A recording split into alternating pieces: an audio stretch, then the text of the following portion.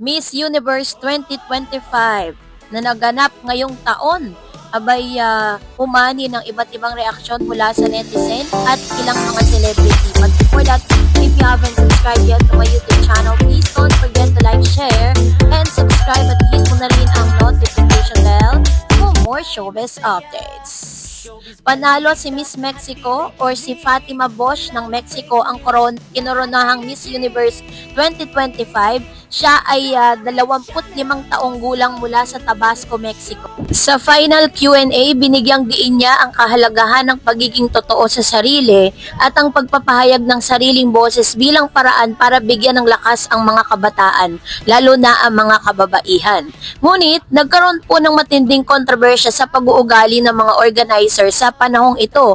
Nagkaroon ng matinding sagutan sa isang pre-pageant event nang humarap si Fatima sa National Director ng Miss Universe Thailand na si Nawat Itsarag Grisil. No? Ito yung sinasabi nila na parang pampalubag loob daw di umano dito kay Miss Mexico matapos magkaroon sila ng sagutan nitong direktor. Tinawag niya si Nawat na dummy o dumbhead dahil daw sa hindi niya pagdalo sa isang promotional photoshoot.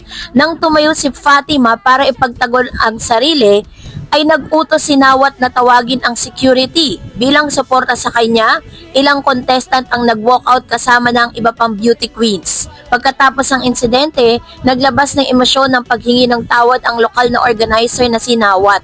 So yun pala yung mga pangyayari na yun bago po dumating ito pong nasabing event. Kasi nagsalita siya doon, parang pinagsabihan niya or nagalit siya dito kay Miss Mexico dahil parang hindi nga siya umattend ng isang photoshoot na yun na napakahalaga para sa event. So sa issue ng integridad ng pageant, dalawang hurado ang nag-resign bago pa man ang final dahil sa di umano'y irregularity sa proseso. May mga kritikong nagtatanong kung tama ba ang pagkapanalo ni Mexico, lalo na't sinasabing may mas malaking usapin ang kapangyarihan at respeto sa pagitan ng mga kalahok at organizer. May mga nagsabing I have a voice na linya ni Fatima noong sagutan sa naging simbolo ng pag-angkin ng kapangyarihan ng mga kalahok na wag basta-basta tahakin ng mga direktor. Ang pagkapanalo ni Miss Mexico at mga pangyayaring nag-ikot dito ay hindi lang basta usapin ng corona. Naging simbolo ito ng mas malalim na dynamic sa mundo ng pageantry.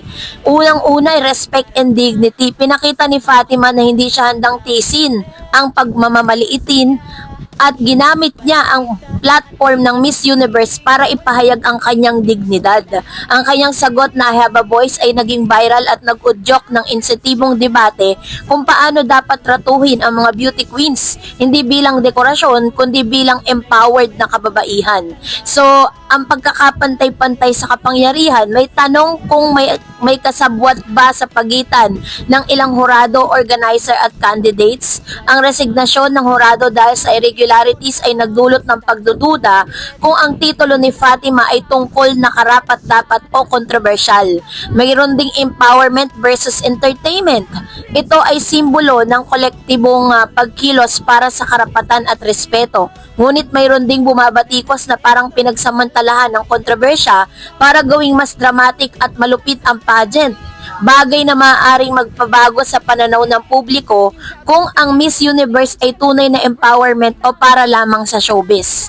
Pangangailangan sa reforma dahil sa insidenteng ito maaaring tingin ng Miss Universe Organization at iba pang pageant group ang pangangailangan ng mga mas malinaw na patakaran tungkol sa pakikitungo ng mga direktor sa kandidata pati na rin sa transparency at pagpili at pagboto. So, prior pala dun sa coronation night, prior dito sa big night na ito, nagkaroon po ng parang misunderstanding si Nawat, which is the director of Miss Universe, at saka si Miss Mexico. Kaya pala doon po sa kanyang mga sagot, doon sa Q&A, lagi niya po ditong sinasabi na parang kung ano yung pwede niyang maiambag.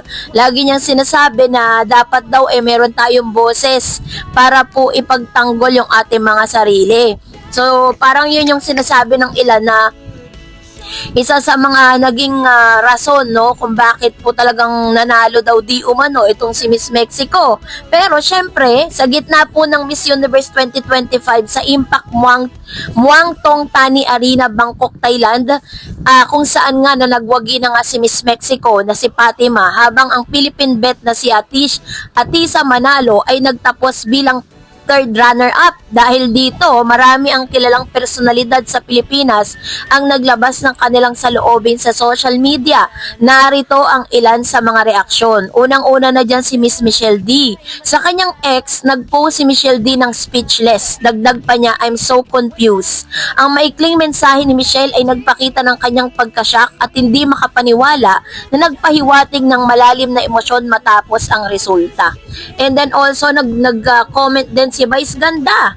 Sabi niya sa kanyang ex, matapang ang naging pahayag ni Vice. Hanggang sa Miss Universe, ninakawan niyo ang Pilipinas, grabe. Subalit nagpaabot din ng pagbati para kay Atisa. Philippines, let us congratulate Atisa Manalo. She worked hard, performed well, and won it.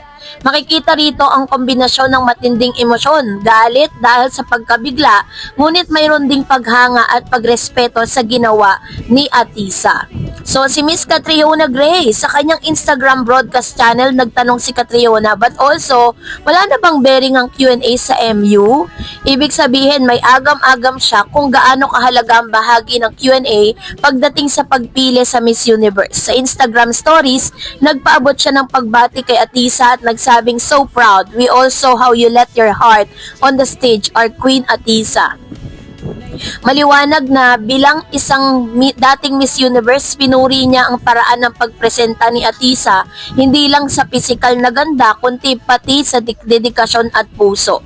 Nagkomento rin si Miss Pia Wurtzbach, kahit hindi kabilang sa headline ng artikulo, nabanggit sa nagpost si Pia Wurtzbach ng pagbati kay Atisa sa kanyang Instagram story. Sabi niya, what an inspirational journey. Thank you for carrying the Philippines with so much beauty, heart, and purpose. Keep shining. Ang mensahe ni Pia ay puno ng paghanga at suporta bilang isa pang Pilipina na nanalo sa Miss Universe.